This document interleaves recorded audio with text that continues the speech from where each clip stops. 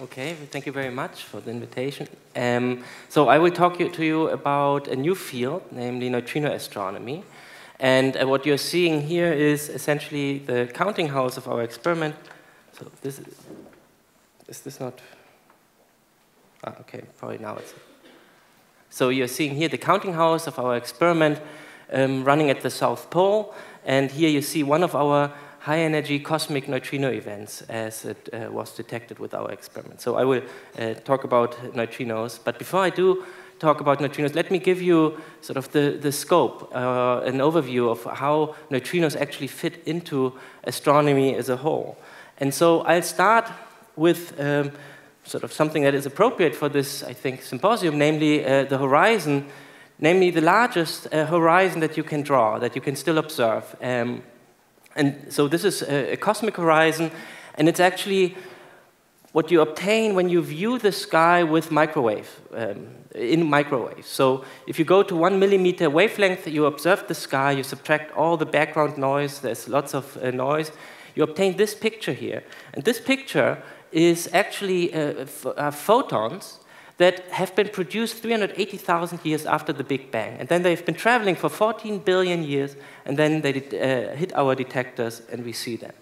And so this picture it's not necessarily beautiful. I mean, you need to know what's going on, actually, to appreciate it. You don't see stars, you don't see galaxies. What you're seeing are temperature fluctuations, tiny temperature fluctuations that sort of tell us about the first sort of few moments of the universe, and also a lot about how the universe evolves afterwards. So for cosmology, this is extremely rich data. Now, if you are interested in stars and galaxies, then actually the optical sky is, of course, very rich, and that's, you go up in energy or down in wavelength to 1 electron volt, and then you get this familiar sky that most of you, everyone has seen, and I think some of you actually probably has inspired to actually go into science and do science, because this is sort of the first contact many of us have with science. So this is the night sky, the whole sky, stars, galaxies, everything is beautifully visible, but it has its limitations, and the limitations are already obvious from this graph. Namely, if you look at the galactic plane, which is just here, this horizontal stretch, it's full of dark spots, and this is where optical photons are absorbed by dusts, which are just in between us and the source. So optical, photons don't have much punch-through power. This is, of course, different if you go up in energy, 10 to the 9 electron volts, so GeV. This is sort of an emerging picture of the GeV sky that is now sort of being improved as we speak. And so this is, here you see the galactic plane sort of shining bright and and glowing in gamma rays, but you also see plenty of sources as you go away from the galactic plane. So these sources, these are extragalactic sources, distant galaxies, and so on. Now, if you go up even higher energies, 10 to the 15 electron volts, so 6 orders of magnitude higher, you see 0 photons. I think so far not a single photon has been observed at 10 to the 15 electron volts. And that's not because there's nothing there. We actually think that there are sources, for instance, galaxies with supermassive black holes that eat up a lot of material and then throw it out in jets. They should be producing 10 to the 15 electron volt photons, but these photons cannot make it to us. They are absorbed by the cosmic microwave background and by other radiation in between us and the source. And so these photons never make it, and so we cannot see them.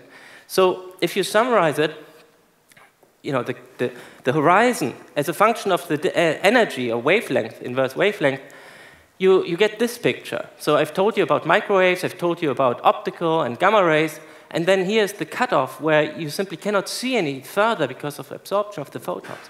And so there's this gigantic blind spot or black area here where we simply don't know what's going on. Now you might say, okay, so maybe there is simply nothing going on, and it's a good thing we're not looking, but that's not true, because we know that there's lots of things going on, and we know it already since more than 100 years, namely since the discovery of cosmic rays. So cosmic rays is a phenomenon. The Earth is constantly bombarded by high-energy particles, and the highest energy particles reach energies of 10 to the 20 electron volts. That's just to put in perspective. I mean, okay, 10 to the 20 times the energy of a visible photon, but also 10 million times more energetic than the particles we produce in the LHC. So 10 million times more energy than we can produce on Earth. And somehow the cosmos is able to do this, and we still don't know what the mechanisms are. Now, if such a particle hits the Earth, it creates in the atmosphere a particle shower. So this is a shower of particles that rushes through the atmosphere within a microsecond, and we can observe it, and so on. So this is the phenomenon is well studied, but we still don't know where it comes from. And it's important because cosmic rays may play a large role in the universe. They are, for instance, very important to understand the creation of heavy elements. The stuff the Earth is made of. They are important, for instance, to understand how the galaxy is shaping. And so the role of cosmic rays is something we need to understand. Now, why don't we know where they come from? It's for a very simple reason. Cosmic rays are charged particles, and they're being deflected by magnetic fields. And so the trajectories of cosmic rays, it can look like this. When we observe the cosmic ray, it does not point anymore back to the source. So we know about the phenomenon, but we don't know where it's produced, and we don't know anything about the production mechanisms. Okay, so what we would need, I think by now, I think this is just the introduction, what we need is a neutral particle that is not deflected by magnetic fields and that has a high punch-through power. You might think the neutron is good for this, but the neutron is not so good because the neutron decays, and once it decays, it goes in loops. It decays into a proton. So it's not, the neutron cannot do it, but the neutrino can do it, and the neutrino, that's a fundamental particle. It's interacting only weak, so it has enormous punch-through power. In fact, it can go through the Earth without being absorbed.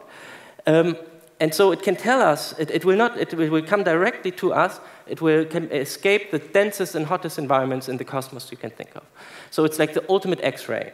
However, the problem is with neutrinos is that it's hard to detect them because they have such, they just fly through everything. And what you need is a gigantic detector, and what we've been doing is to actually build such a detector with our goal in mind to actually see cosmic neutrinos, high-energy cosmic neutrinos for the first time. We have built a cubic kilometer neutrino detector at the South Pole, and here you see only the black square. That's what the detector looks at the surface. At the South Pole is actually a 3-kilometer thick glacier, and we put the detector into the ice. We melted it into between 1.5 and 2.5 kilometer depth.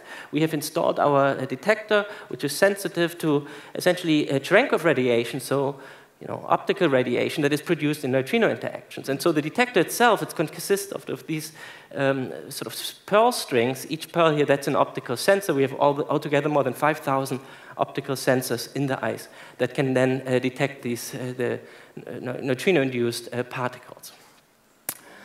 Okay, so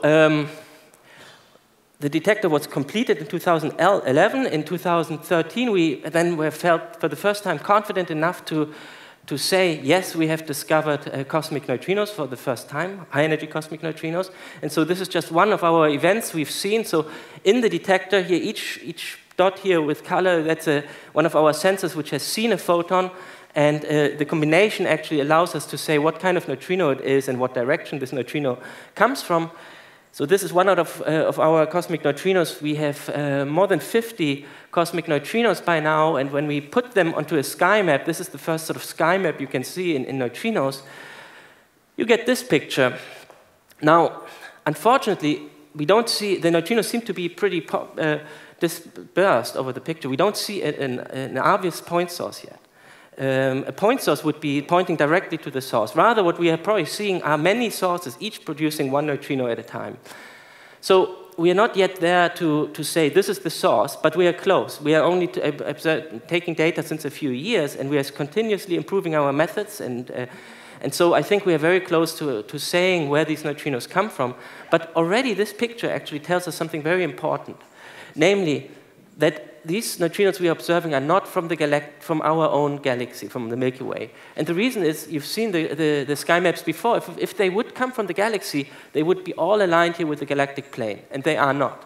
So we know what we are seeing must be of extragalactic origin, which in a sense is even more exciting because there's a lot more exciting stuff, sort of extragalactic stuff going on. At least the most energetic phenomena happen outside of our galaxy. So we we have done the first step, and I hope to, within 2 or 3 years, I'm actually confident that we will be able to say where these, what the sources are. But it's clear that to go the next step, to really establish neutrino astronomy, we need a new observatory, and so we've started to actually plan ahead.